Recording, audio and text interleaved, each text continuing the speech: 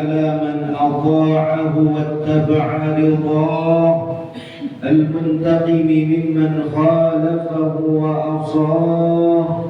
أشهد أن لا إله إلا الله وحده لا شريك له شهادة عبد لم يخش إلا الله، وأشهد أن سيدنا محمدا عبده ورسوله الذي اختاره الله واصطفاه. اللهم صل وسلم على سيدنا محمد وعلى آله وصحبه ومن والاه. يا أيها الناس اتقوا الله اتقوا الله اتقوا الله وتفكروا في نعم ربكم واشكروه واذكروا آلاء الله وتحدثوا بفضله ولا تفكروا. أما بعد، فقد قال الله سبحانه وتعالى في القرآن العظيم: فلا تخافوهم وخافوني إن كنتم مؤمنين. Ma'asyiral muslimin rahimakumullah.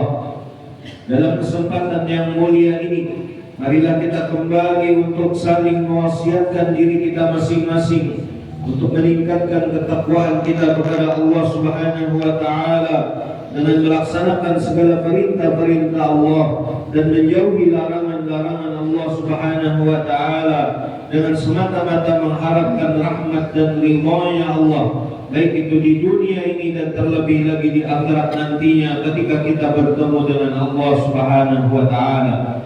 Ma'asyiral muslimin a'azzakumullah. Dalam kitab Tanbihul Ghafilin, Syekh Abilais As-Samarqandi menyebutkan bahwa ada 4 hal yang harus kita perhatikan agar amal ibadah kita diterima oleh Allah Subhanahu wa taala. Yang pertama beliau menyebutkan adalah al-ilmu, memiliki ilmu. Ilmu menjadi hal yang sangat penting dalam beribadah, karena tanpa ilmu kita tidak akan dapat beribadah dengan benar. Tanpa ilmu, ibadah yang kita lakukan bisa jadi keluar dari garis syariat yang ditentukan Allah Subhanahu wa taala.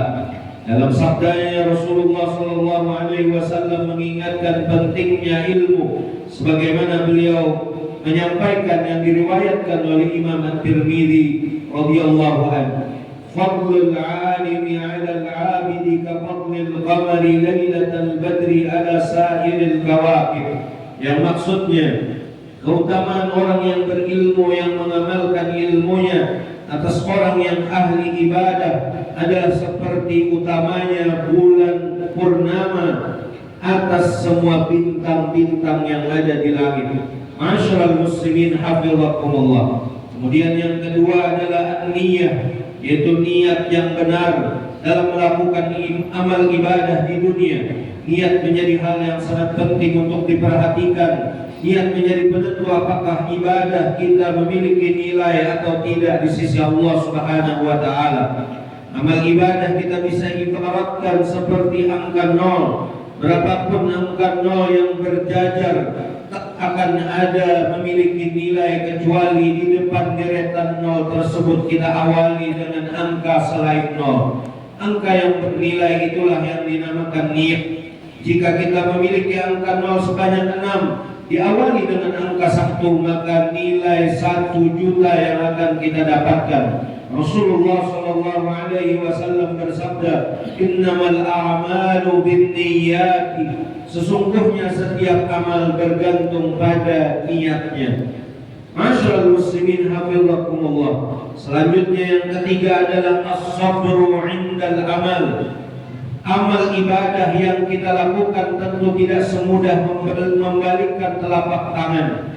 Oleh karenanya perlu kesabaran dalam beramal. Semuanya memerlukan proses yang di dalamnya akan dijumpai dinamika seperti godaan dan sejenisnya. Sabar menjadi kunci agar kita senantiasa istiqamah dalam beribadah dan meraih kesuksesan di sisi Allah Subhanahu wa taala. Rasulullah sallallahu alaihi wasallam pun bersabda, "Wa ma utiya ahadun ata'an khairan wa awsa' min as-sabri." Dan tidak ada sesuatu pemberian yang diberikan kepada seseorang yang lebih baik dan lebih luas daripada diberikan kesabaran oleh Allah Subhanahu wa taala. Kemudian yang keempat adalah al-ikhlas, yaitu ikhlas. Kita harus menanamkan dalam diri kita bahwa amal ibadah yang kita lakukan harus ikhlas karena Allah Subhanahu wa taala, bukan karena hal-hal lain seperti ingin dilihat,